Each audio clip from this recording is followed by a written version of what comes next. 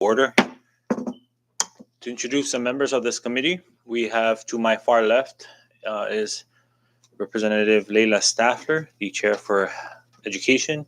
To her right is Representative Christina Sablon, the Chair for Health and Welfare. Sitting with me up here in the dais is Representative and Vice Chair Karina Magofna. To my far right, excuse me, we have Representative Richard Lizama, Chair for PUTC. To his left is Representative Joel Camacho, representing Precinct 4. And to his left, Representative Denita Yanktamay, the Chair for Commerce and Tourism and Cannabis. And to your left is Representative Vicente Camacho, the Chair for Federal and Foreign Affairs. Assisting the committee,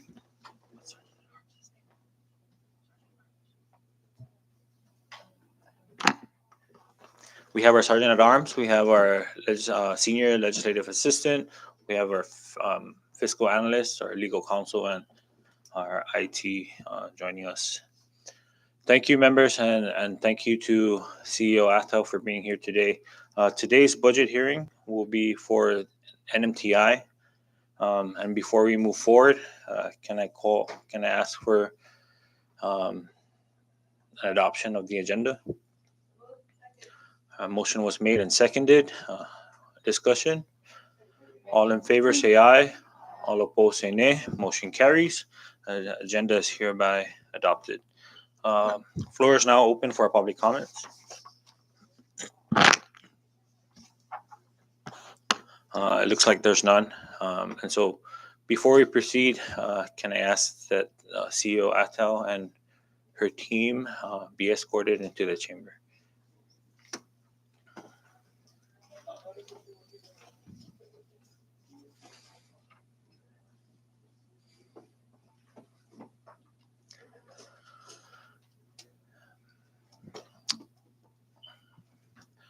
Good morning, Ms. Atel, CEO Atel.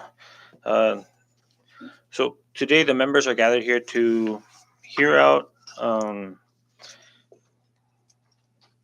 NMTI's proposed budget submission. Now I understand that the governor's proposal only had $1 indicated, and from my understanding at least, and what has been told to our fiscal analyst is that it did not meet the deadline. And I also understand that the current fiscal year, a budget was passed with the $1 allocated in order for the administration to put funds in.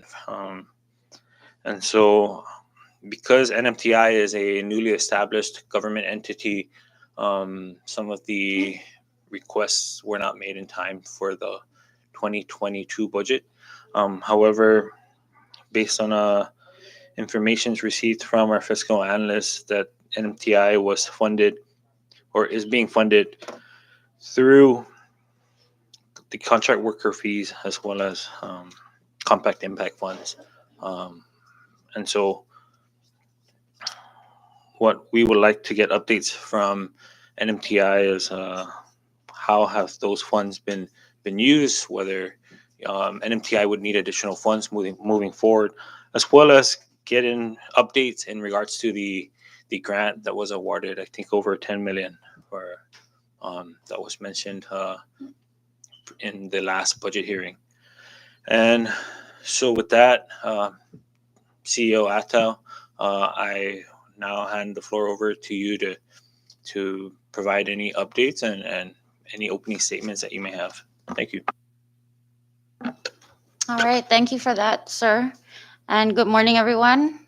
Thank you for making time out of your busy schedules to see us today. And I just want to introduce my team. To my right is our HR and Operations Manager, Shar Kitano. And back here joining us is our finance team, our accountant, Ms. Natalia Sablon, and Sasha Atalig, our accounting clerk. To answer or to start off, yes, for fiscal year 2022, we weren't able to meet the deadline to request for general funds. This year, We submitted our budget request, I believe, on February 28th. I'm not sure if that was the deadline or not, but I hope I don't know, but I know that I stayed within the 120 days after the end of the fiscal year. Um,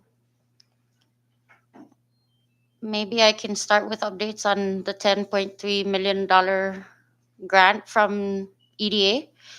So far we have made a lot of progress. We've erected our signs, and have done the evaluations on the architectural and engineering contractors. So we've right now our A&E contract is going through the AG's office for review. We are also working on our evidence of good title. We were able to submit a an order form to security title yesterday to perform a preliminary title report. So a lot of these formalities I'm very new to, and I'm trying to really get it moving as we progress. So that's where we're at with EDA. Our construction is slated to start on September 15th, 2023, and we're hoping to complete the project by the year 2026. Do you guys have any questions on the EDA progress? Uh, oh, sorry. Before we proceed, recognize the presence of Representative Ed Probst, the chair for Good morning, sir. Casino. I think we'll go ahead and proceed all the way through, and then we'll reserve our questions. Thank you. Okay. So far we have at least two staff that are part-time. They spend at least 50% of their FTEs conducting EDA related projects. These guys are being funded by EDA. However, we have yet to receive any type of reimbursements. So far we've been fronting all the costs for the historic, it's called EHP, it's the Environmental Historic Preservation Report. And among other things, there are, I believe we have up to 40,000 that already needs a reimbursement.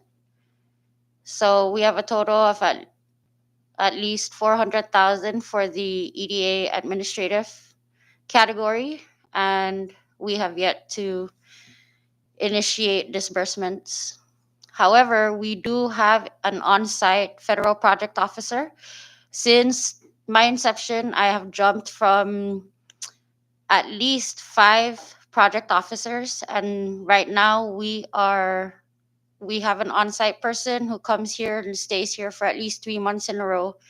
And so that's been very helpful in trying to help us carry out all our EDA projects. And that's it on that end.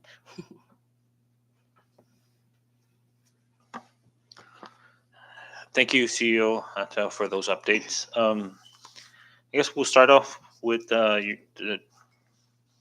general questions on the overall budget for NMTI. As of, I guess, since we've already gone through 2 quarters of the fiscal year, are you able to, do you have the information as to how much, what's the expenditure like for the first half of the fiscal year for NMTI? Yes, for the first half of the fiscal year, we were able to, for fiscal year 2022, Yes. um, we have spent up to at least 600,000. I don't have a current breakdown to discuss the specifics, but a majority of those funds are to fund our full-time faculty and staff, and of course, operational and instructional expenses to be able to keep the school running. And what would be your projected expenditures for the second half? For the second half, another 600,000. The reason for that right now is because we are still in our planning phase for a lot of the partnerships and all the other initiatives that we're looking to take upon, which is the establishment of NMTech presence at Rhoda and Tinian, and we're hoping to launch that by January of next year. For that, we were able to submit a grant application for the at the Office of Insular Affairs for the Maintenance Assistance Program for 2022. However, um, should we not be able, or should we not be awarded that grant, then we will be utilizing other program income that we've been generating through scholarship programs with NMHC and with student tuition that we've been collecting. Thank you for that. So based on what your based on the figures that you're giving us, roughly the overall budget for the current fiscal year would be around 1.2 million. But based on the proposed budget that I requested, because it wasn't in the governor's submission, members, sorry, the analysis that we handed over was based on the information we received directly from CEO Ato. Now, with that, CEO Ato, the proposed budget that you submitted was around 651,000, which is half of what you're currently spending. Oh, for the general funds? Yeah. Well, for NMTI's, yeah. Do you have a separate expenditure proposed budget for other sources of funding? Yes, it's on the summary on the very first page. I'm not sure if you guys have the copy for this. So let me just walk everybody through. Is that okay? Yeah, sure. Okay, sure. So for CW, we are requesting a total of $951,001.62, and that's to fund at least 12 personnel that are directly related to any type of student services, which includes our full-time faculty and staff for the facilities and student services office. In the general funds, we are requesting for 651,000 to cover 11 administrative personnel. Our number of positions was never established, even if we requested up to 27 people last year. So CW can only cover 15% of administrative costs upon the awards. The money that we've received so far has only been from fiscal year 2021, and we're hoping to, and that was only a total of 780,000. So we've actually been struggling to make ends meet, and at that end we've been requesting through the governor's office for financial support. With that, I'd like to add that we were able to submit the Education Stabilization Fund grant application last year in June 2021. The application is still pending with the Department of Education and has not been entertained, along with PSS and all the other grant applicants. So we're still waiting on that funding, but we were relying heavily well, the finance office was relying heavily on us being able to receive that additional 750,000. So, um, for the general local funds, we wanted to be able to cover our general administrative staff just in case the ESF is not awarded. Okay, yes, I'm sorry. So Thank you. your request from the general fund is around the 650,000. And then you had proposals broken down from contract worker fees, compact impact grant, and the board of trustees funds. Do you have a commitment that these funds will be allocated to NMTI? Um, because if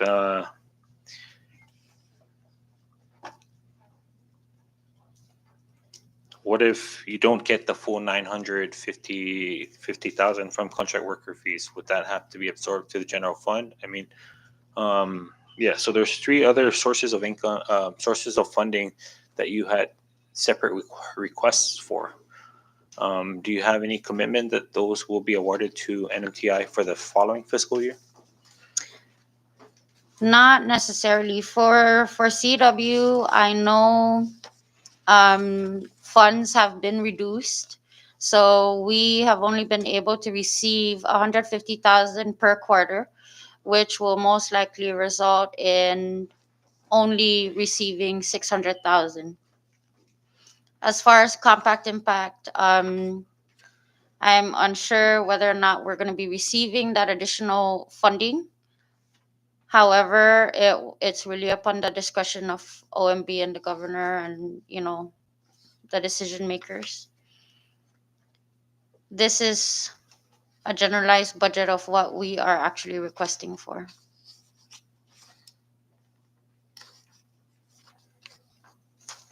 Okay, and so for the record, your budget request stands at 1.8 million.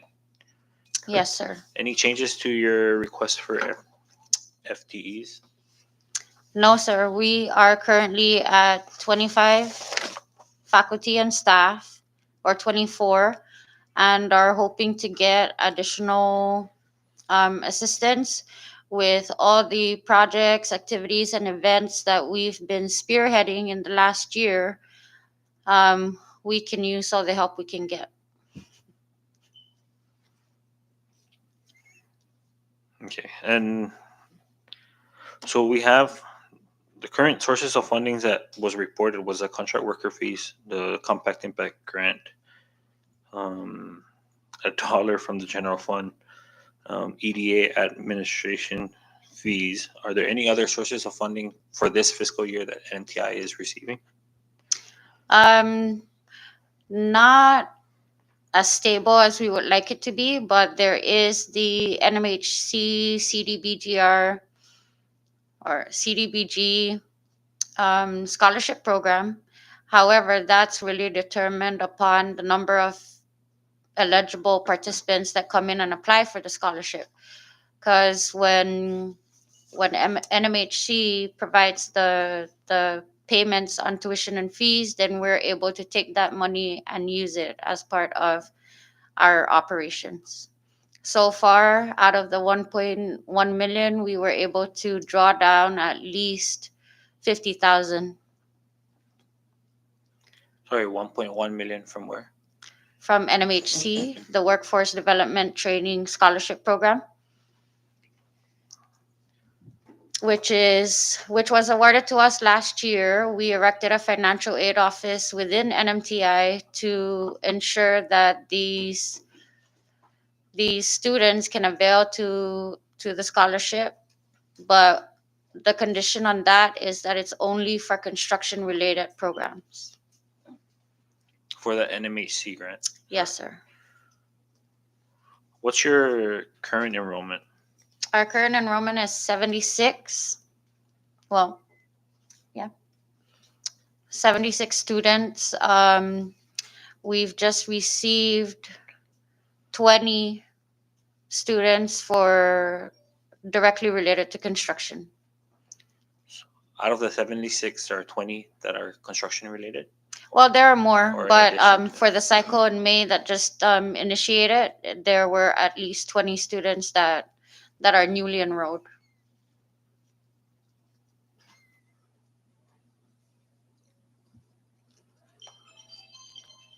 Are there any out-of-pocket expenses that these students pay for, or are they pretty much primarily covered through scholarships and grants? It's really dependent. It's a case by case basis.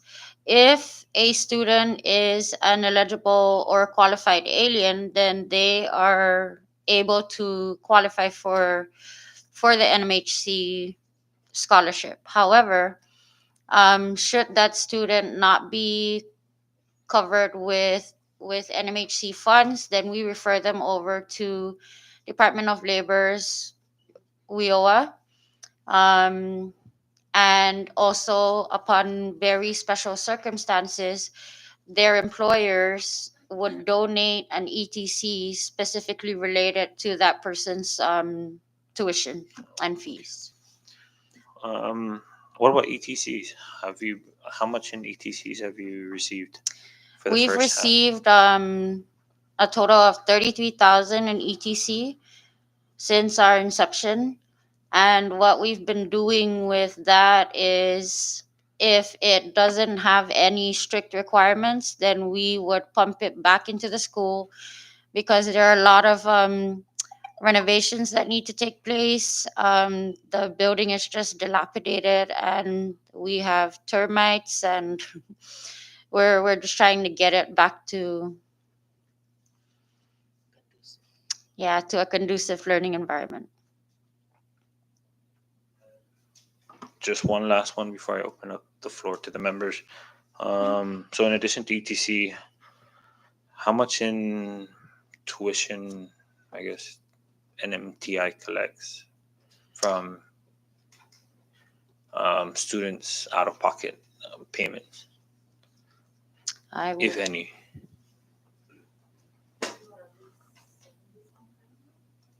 out of pocket. So out of pocket, according to our accountant, students have we have collected at least 70,000 in student tuition. For the first half of the fiscal year, or No, for the entirety of our operations starting August 2021. And most of them are in accounts receivables.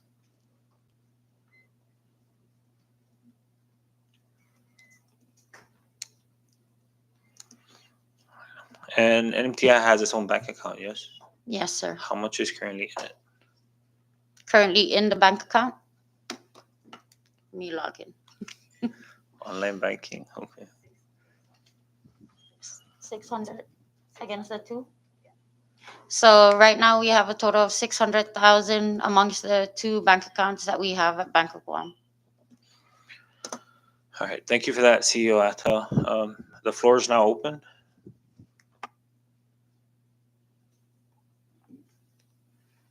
And I recognize Rep. Staffler. Thank you, Chairman, and thank you, NMTI team, for coming today. And thanks for the big picture. I'm sure there's a lot of questions I'm processing actually still. But just to start, currently, what do you guys do for legal counsel advice? Everything we do that involves legal matters, we technically just bring it up to the AG's office. We have not been assigned a legal counsel per se, but Deputy AG, who is very close to the transition and all of that that's been taking place at NMTI, has been very gracious with her time and has assisted us with a lot of our legal matters. Okay. And I wanted to look it up, so I might do that and come back to a second round before I ask this next question. So I'll skip that one for now. For your budget with respect to going to the other islands, I love that you are expanding to make sure that the other islands have access to these opportunities and educational pathways, and in getting certification for existing tradesmen and women on those islands to also give them pathways for business ownership, for as a teacher or whatever. So I just wondered your per diem rate, which one are you using? We're using the general CNMI per diem rate. So Okay. our travel policies are in alignment with the CNMI travel policies. Okay. I would maybe check that because unless, I don't know, I thought that looked a little low. Yes, it has increased Yeah, quite it changed. significantly. Oh, really? Yeah. So you So mean we your can budget ask will for change a more? little bit on that one. I Okay. only learned this recently too because we're going to Tinian and Rhoda for budget hearings. And So was- you're saying it's higher now? yes, Okay. yes, for both islands. Just to keep that in mind. Thank you. No problem. That's small, really small. I'll yield for now because I want to look something up maybe for second round. Sure. Thank you. Thank you, Rep Staffer. Yes, I think it's nearly doubled from what you've proposed.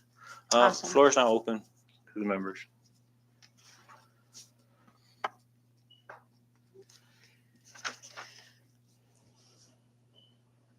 Real quick, Rep Lizama.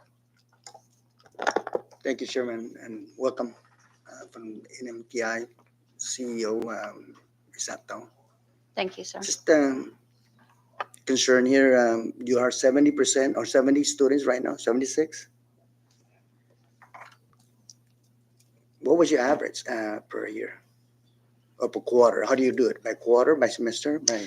It's dependent. So we go by cycles Okay, per program okay. that's offered. So do you average about that 70, 76 per cycle? I want to say per cycle we average around 20 to 30. So to help alleviate that, we have really upped our game in providing outreach events to all the high schools. Right now we are working with CHCC to conduct in-service outreach presentations to their staff so that they can share that information with their clientele. Other avenues of outreach are we've done info sessions for the various high schools. What other outreach program?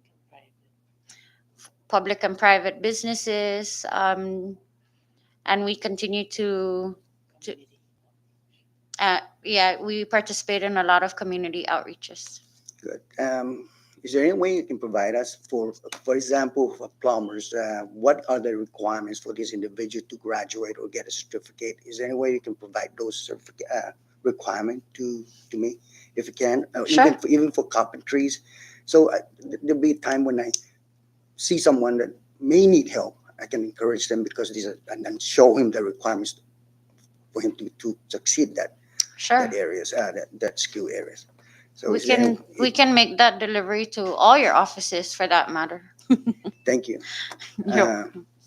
So what is when a person start and you've got a 26 or 70, well, as you said right now, what do you see their drop off rate if you have? So maybe our dropout rate is I try to stay strength based. So our retention rate is at least at 85%. So that means that out of the 20, we might be losing five students throughout the course of their certification process. It's really dependent on the students' personal issues and whatnot, maybe funding issues too. But we always try to help them navigate the different avenues of exploring the funding that they can avail to. And also, when like the beauty of our programs is that they're modular. So should a student remove themselves from a program, they can always come back and pick up where they left off, which is great for working parents and those that that just have a hard time finding sitters, etc., etc. Thank you. You back, You're welcome. Chairman. Thank you. Thank you, Representative. I recognize Rep. Sablon. Thank you, Mr. Chairman, and welcome, CEO Attal, and to your whole team here. Thanks for being here. I wanted to ask first if you could give us, I guess, a big picture understanding of what the EDA projects are. It sounds exciting from the little bit that I've seen here and there in the press, but maybe you could explain that further. And then my next question has to do with the delays in NMTI getting its reimbursements. I'd like to better understand where those delays are actually happening. Thank you for that question. I think it would be okay. I'll get to that. So with EDA, we have one huge construction project. It's to build a state-of-the-art facility in Kobler, which is a property that was granted to public domain. And with that project, we are tasked to build a 29,000 square foot facility to house all the trades and administrative personnel that we need to be able to keep the place operational. The delay in getting our reimbursements is the number of staff that have been turned over during the transition for between administrations. So, like I mentioned, I have already been to 5 different project officers, and I'm actually a bit more happy now that we have a person on site and is able to do in-person meetings with us for additional guidance and just being able to fill out all the federal forms and whatnot, because it can delay a lot of our progress. So the high turnover that is causing the delays is federal staffing turnovers? Yes. Okay. Within the Seattle office that we're assigned to. I see. And now that you have somebody that's on site, are you seeing the paperwork moving a little faster now? For the most part, I would say, I guess, only because we are one of the most progressive teams. However, he does have an additional 5 other grantees that are, or EDA grantees that he takes responsibility of. And but I try to stay very proactive and ensure that conversation is taking place at least on a weekly basis. Okay, thank you. My next question is if you could describe or give us an update on NMTech's partnerships. I understand there's this new partnership with the Guam Contractors Association, and also that you've reinitiated programs and coursework with the Department of Corrections. So if you could just explain, give us some updates on those. I'm really curious to know how the DOC program is being funded in particular. If that's something that we should keep in mind also when we call in DOC for their budget hearing. Thank you. Awesome. Thanks. That those are great points to talk on. With the Guam Contractors Association, Shar and I were able to go down and conduct a site visit with the Trades Academy and the president of GCA. During our time there, we got a comprehensive overview of everything that they do, all the activities, events, apprenticeships that fall under their wing. And so at the end of our day there, they were actually very happy to take CNMI under their wing and create a chapter here, so that we can be able to elevate our standards in the way we offer our services in the construction industry. In many ways, this is, relative to the way we offer education and training and work advocacy and all of that kind of stuff. So, as a matter of fact, I just met with Representative Staffler yesterday so that we can discuss the Senate bill that is to establish a contractors licensing board so that we may be able to operate on a higher standard, if you will.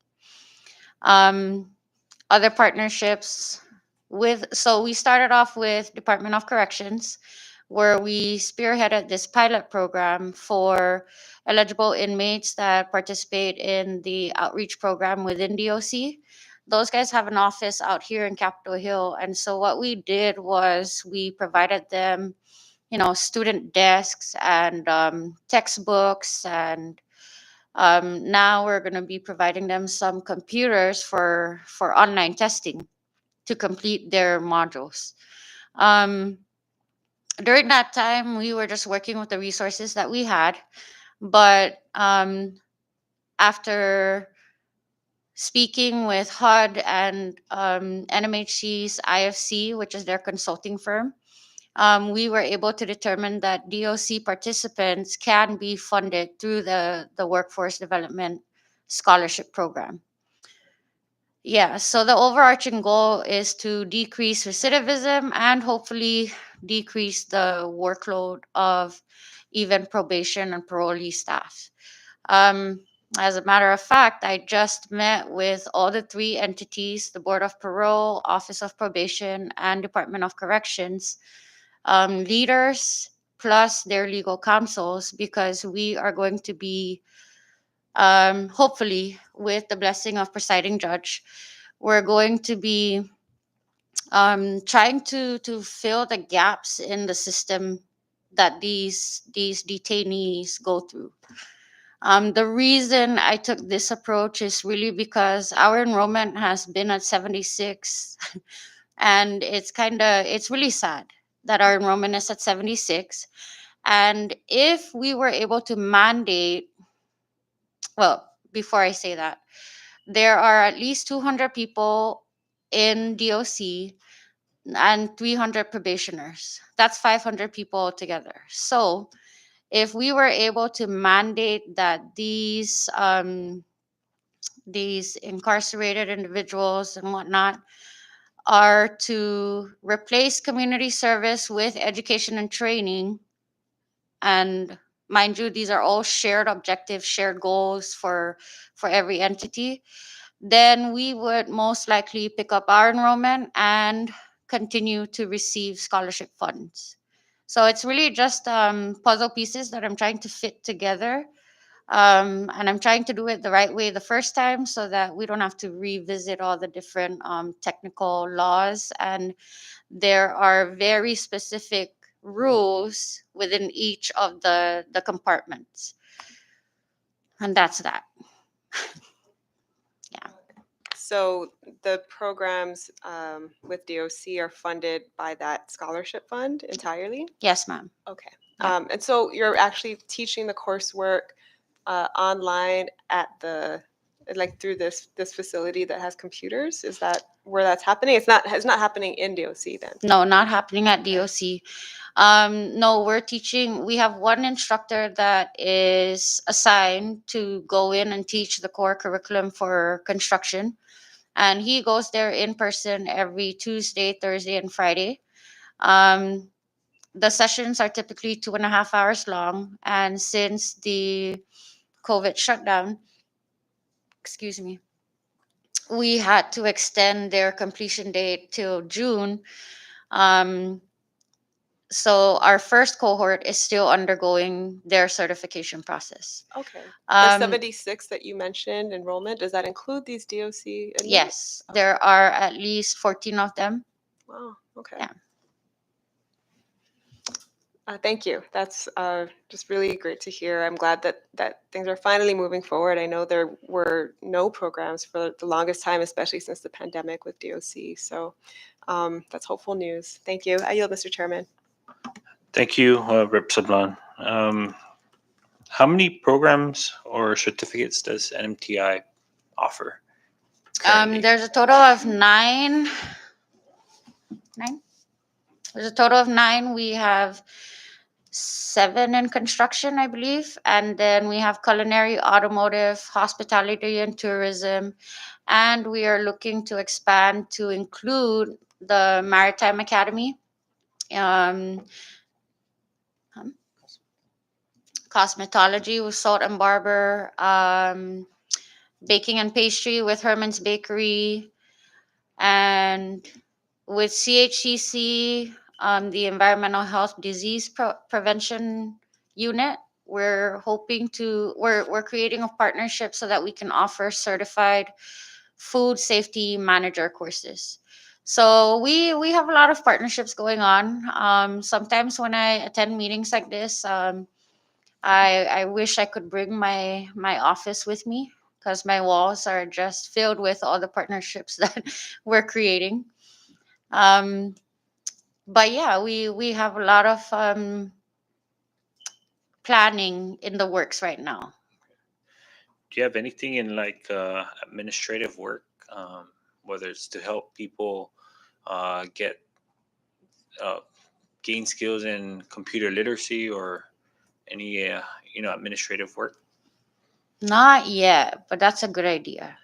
One thing though that we are working with Island Training Solutions is to establish a bookkeeping um, curriculum because they are the licensed providers for the CNMI for national bookkeeping initiatives. Thank you. I just asked because you know, with at least the central government's transition into munis, stuff like that, all agencies, have to be or are now entering or doing the work themselves as opposed to doing these paperwork stuff. And so, Yeah. um, yeah. Floor is now open. I recognize Vice Chair Michael. Yeah. Thank you, Chair, and welcome NMTI team. I think early on you had mentioned that you were requesting additional FTEs, if I'm not mistaken.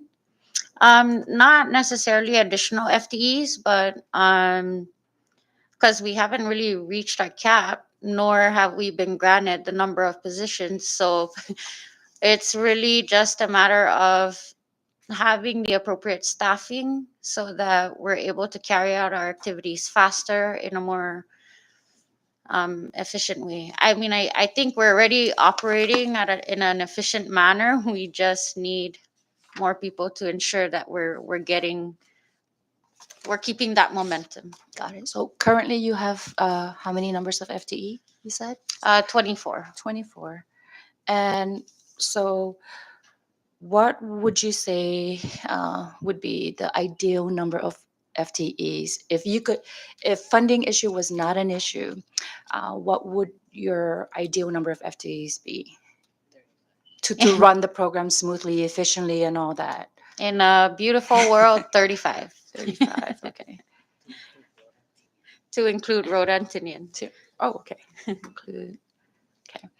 Now, for expenditures that are funded by the general fund, what would you say would be three of the most critical and essential expense categories that you would absolutely need to request funding for? And what are those amounts respectively? So for the most critical in the general funds, it's really just personnel, because out of the 651,000 that we're requesting, 593 is allocated for personnel and fringe benefits alone. That's to cover the 12 administrative people that work in the offices. Do you know if you guys will be receiving any assistance from ARPA funds? Not directly, but indirectly, we have been receiving some kind of support from the Office of or OIT. They are helping us to build our network infrastructure, and they they might possibly be able to fund our what's Steve's position? Our network administrator and our network specialist. Got it. Yeah. Okay, so what for expenditures that are funded by other source of funds, what would you say? Like, let's say those funds didn't materialize and you guys didn't receive it. What are some of the scenarios that you anticipate to have affected? Like, what impact would that be to NMTI? What kind of impact would you experience? Well, it really depended on who is being impacted within the organization. For example, if our IT guys were impacted in any of that, then it would definitely impact us as a whole in our operations, because we need all of that in order for us to get students certified online and whatnot. Do you have any plan Bs or contingency plans to to take care of those issues should they come up? Yes. So I think the contingency plan is always to continue to build partnerships so that we're able to leverage our resources amongst the already existing systems. Hence the partnership with Board of Parole and Probation. There's various funding everywhere. We just gotta pinpoint where we're gonna, get the funding so that we're able to support all of these different Sure. costs. Okay. You talked about also like not aggressively, but being assertive in going to schools and promoting and advocating for your programs. I would assume that those would cost some kind of like from materials for your marketing and your advertising, right? Where would those costs be? Like, what source of funds would take care of those costs? So although we request for marketing funds in our, where do we request our marketing? We typically get our marketing funds from Compact Impact. However, should that not be available, then we would take it from our student tuitions and fees that have been collected. So currently, the student tuition fees that you are receiving, what that is being used for some of your operational expenses? Yes, ma'am. Okay, great.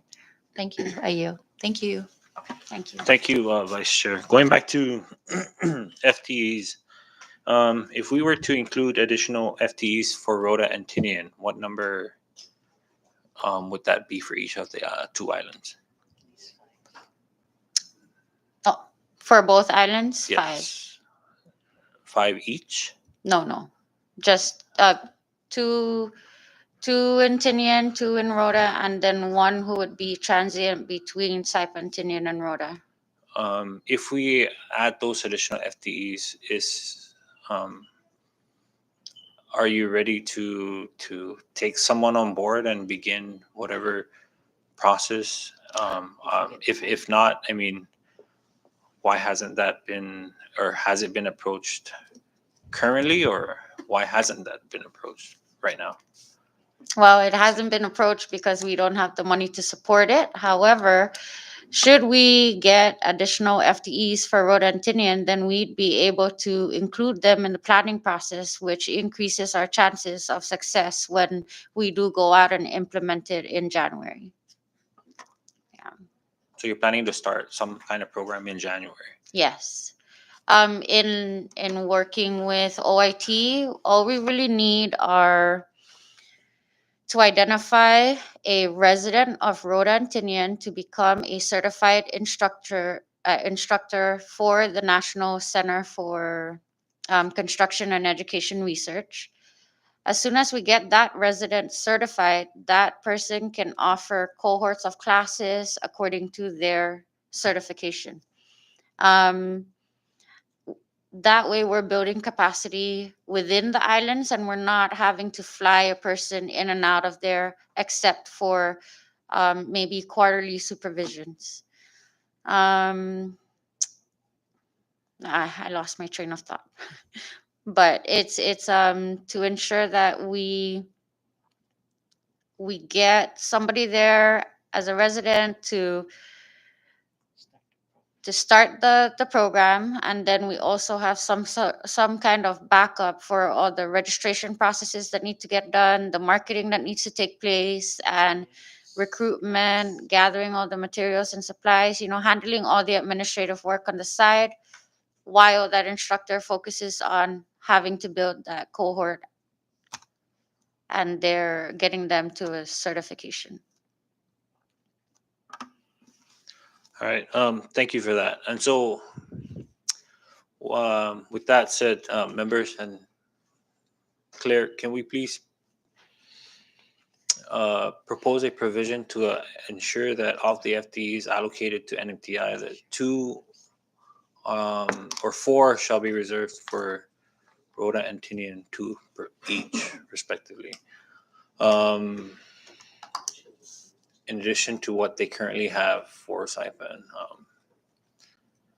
And so, just to ensure that come October 1st, should the budget be signed into law, at least you have that 3-month period to start recruiting individuals to help push out the programs that you plan to implement in January. All right, the floor is still open to the members. Sorry, going back to Vice Chair. Thank you, Chair. Can I just do a follow-up on the additional FTEs for Rhoda and Tinian? What would you say would be the estimated amount for those FTEs to include fringe benefits?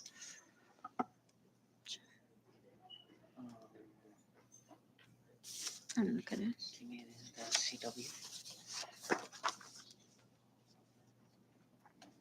Kindly hold.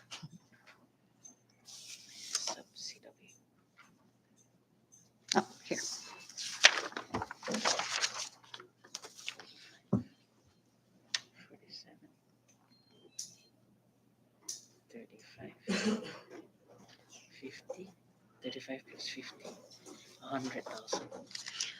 For 2?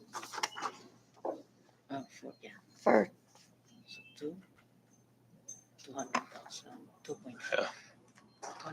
I think, well, if you have an amount, that's fine. Or- well, she's just estimating roughly, but at least 250,000. Okay. Can we request that you provide a cost analysis for the and title for the 2 positions that we can include? Sure, thank you. Thank you. Floor is still open. Cost analysis.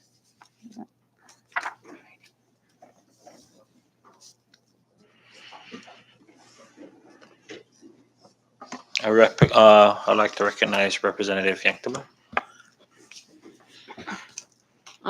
Do you still provide transportation for the students? No, ma'am. We have partnered with CODA, and so CODA bus rides are only $1 for students, as long as they present an ID. Okay. No, I was just asking because if you don't have, maybe we can provide transportation, but never mind. You don't need. Well, we did have 4 15-passenger vans that used to transport students. However, because we've partnered with PSS for our trading up program for high school students, we've issued those vans to all the different high schools so that they're able to transport their students down to NMTech. The reason for that is because we all know that NMTech is the underdog. We don't have the funding available to get gas and all of that. So the deal is we maintain the vehicle, make sure registration is up to par with making sure our tires are great, and safety mechanisms are in place, and they just provide the fuel and ensure safety of the students on their part. One more, Chair. Thank you.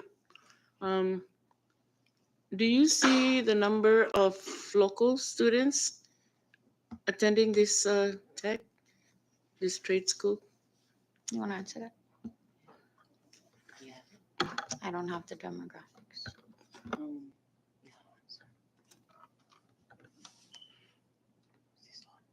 Just press stop.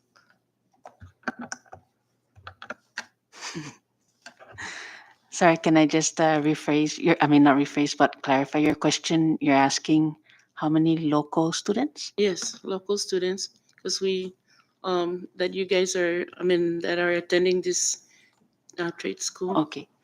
Okay, so for our local population, student population, we're currently at, out of the 76, 25% local. Another 15 to 20% are Asian. And we just started a new 5% increase on our white population. Thank you. I yield. Just to clarify, 25% local, how many? 15% Asian Asian. and 5% Caucasian. Oh, yes. So where's the remaining? What is the remaining percent of your Well, demographics? I'm just going by the 76 enrollment. Yeah, the number. Oh, okay. Sorry. Sorry with the percentage. Recognize Rep Camacho. Thank you, Mr. Chairman, and good morning, Ms. Apto, and to your team. I just have one question. Does NMTI track the success rates with students that have graduated the program? Do you guys partner with like the companies, corporations, vendors that actually hire people that have graduated from NMTI? Because I think that is an important number, in my opinion, to keep track of, the success rates, whether or not they've been entered into the workforce, and what is the success rate when they of students that enter the workforce. Thanks. That's a good question. So recently, CW has been, or the Department of Labor has been requesting for additional data to that regard. Um, they've provided us a quarterly performance report, and since then, we were able to catch that. So what we're trying to do now is, because we're in the midst of building out a data system, we want to be able to capture all the different internships, apprentices that have been completed, placed at a job, and continue monitoring so that we can get a correct, like a quality number for our data purposes. And I also forgot to mention that our website was just recently launched. It was launched on Friday the 13th. It is www.nmtechcnmi.org.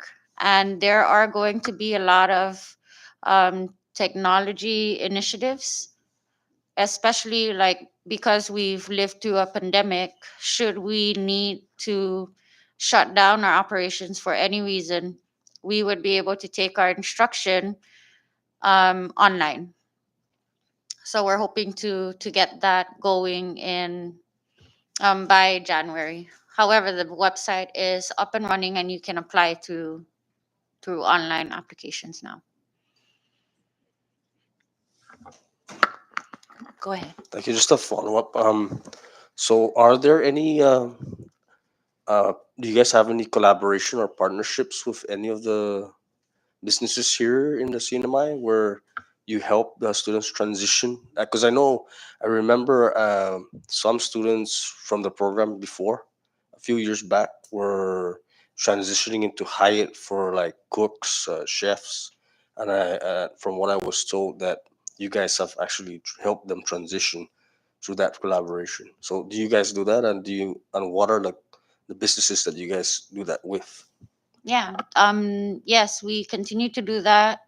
Our chefs are very proactive, and in order for them to place our students, they go through they have an entire system. It's called the internship weekly reports and placement and all of that. So these partnerships are formed with the Hut, Kamikaze, Bostonian Bakery, Hyatt, and what's that? And Herman's Bakery. So we do have a bunch of partners that, and we're also looking to expand and enhance a lot of the programs that we're working with in culinary, so that we're able to offer culinary to a more extensive curriculum. And then, like I mentioned earlier, the baking and pastry class. Last question, Madam Chair. So what area or area of business right now is the highest success rate for NMTI graduates? Is it the culinary program, a mechanic, auto mechanic, or that you have seen firsthand? I know the culinary is a very it's a well loved program, and I want to say that our success rate has been in culinary, but also I think pretty much equal to automotive. I see. We have a bunch of women that are going into automotive, and that makes me happy. You know, when I walk into the automotive class and you see girls in there learning how That's awesome. to learning about brakes and suspension, it just gives you a different thrill. And so, culinary and automotive are really one of the top classes that people come in for. Hospitality has really haven't hasn't really picked up on enrollment, and I'm thinking it's because a lot of the hotels have just recently reopened, right?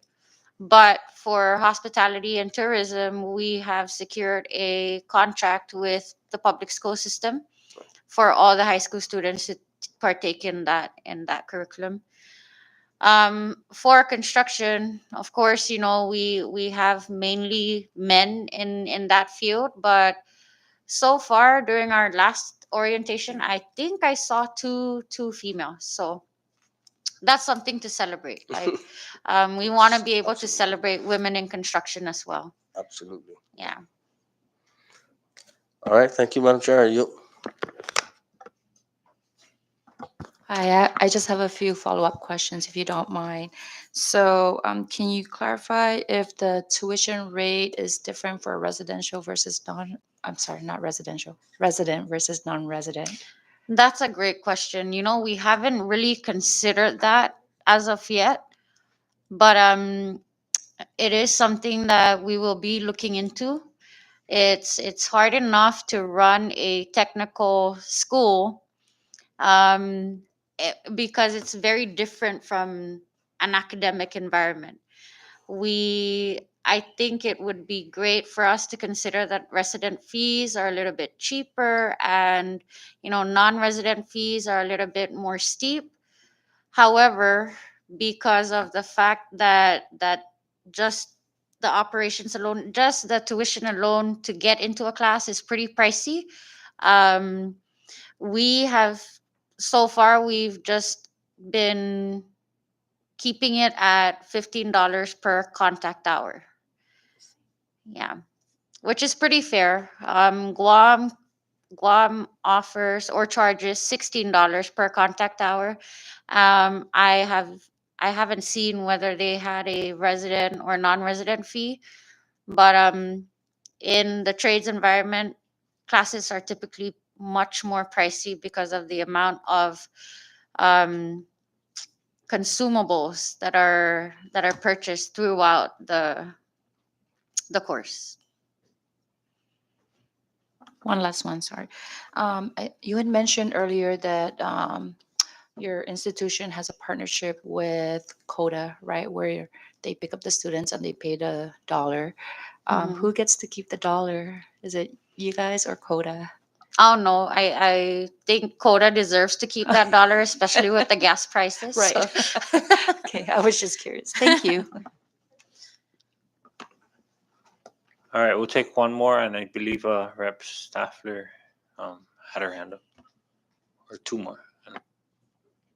Thank you, Chairman, and thank you, colleagues, for allowing me. And it just, after listening, I wanted to maybe follow up on a few different things. I really love all of the collaborations and the overarching goals to, fill the gaps, reduce recidivism in different areas. And so, just a few other questions. I noticed you have a good chunk of your funding plan for training. And so, can you describe some of those training plans? Are these certification fees for programs, or are these for training for teachers? It was in your operations personnel training costs about $65,000 in total, possibly. Oh, here.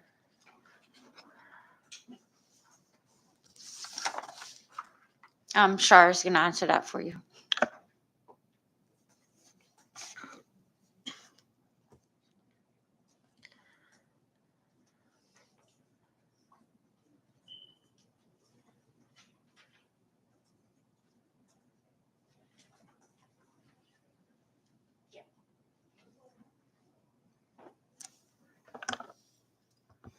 Lay, so you wanted a breakdown on the 65 grand personal training?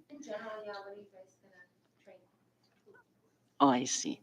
So, 10, and 50,000 broken down into the different funding source, and but overall, on the training cost is for the overall professional development for the staff, the continue reoccurring certification requirement for our instructors, and that also includes our initiative to start off Road and Tinian, and the increased FTE request for Road and Tinian. Thank you. I just wanted to add to that. So, uh, I don't know if you've ever met a carpenter in person or an electrician. They are not necessarily the most computer literate people. So we spend a lot of time teaching our faculty how to access and be technologically advanced. So with that, we would spend more time, and we try our best to partner with different people that can come in as third parties so that they can provide that training. Shar can only do so much when it comes to professional development. We've in the past we've done, what was the name of that training with PSS? PSS. Yeah, or NMC. Community development.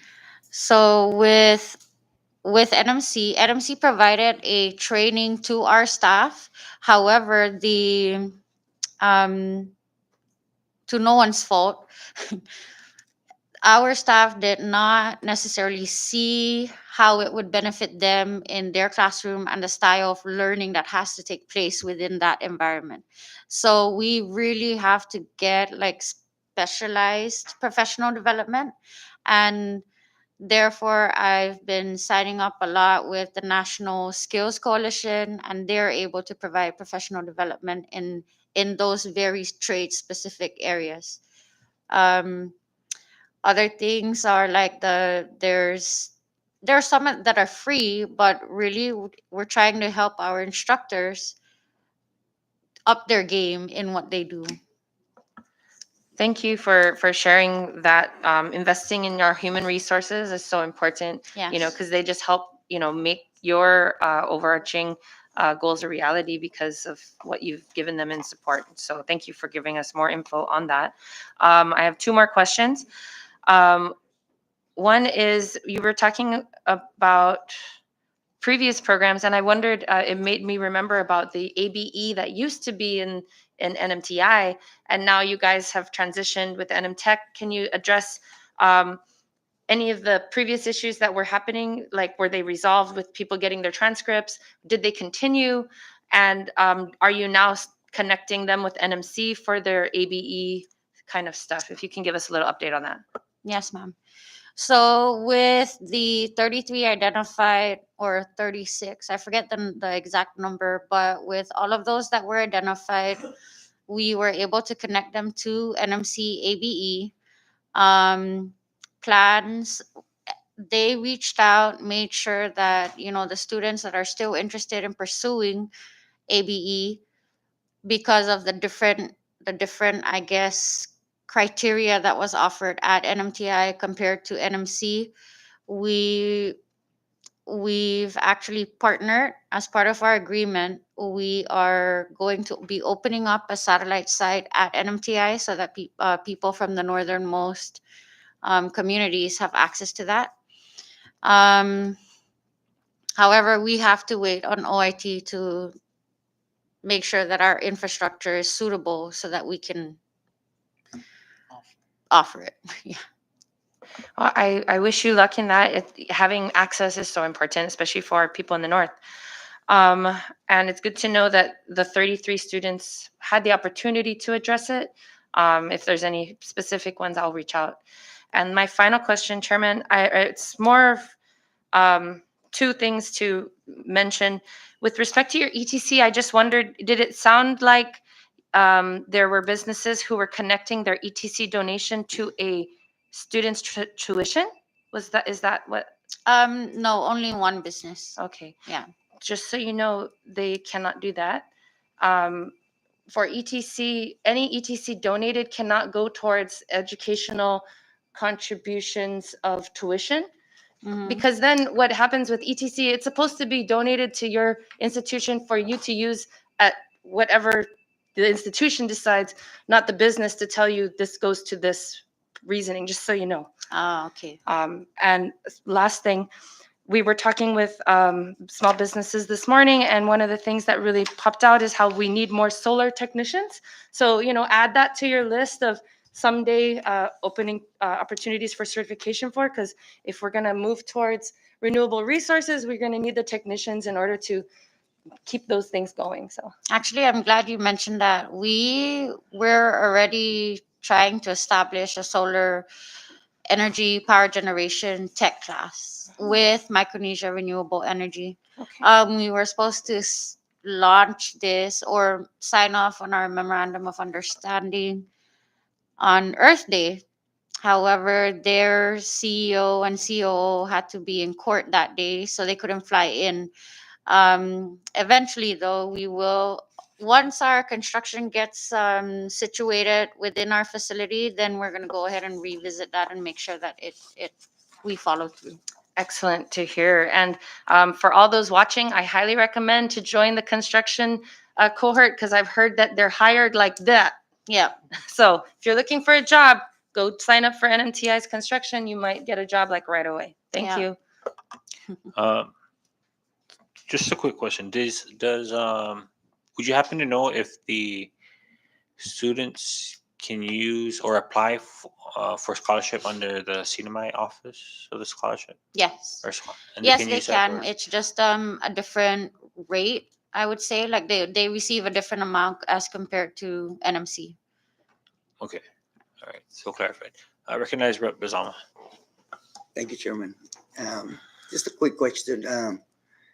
Everybody says about the student rate and so forth. It's basically the motivation part. The motivation part.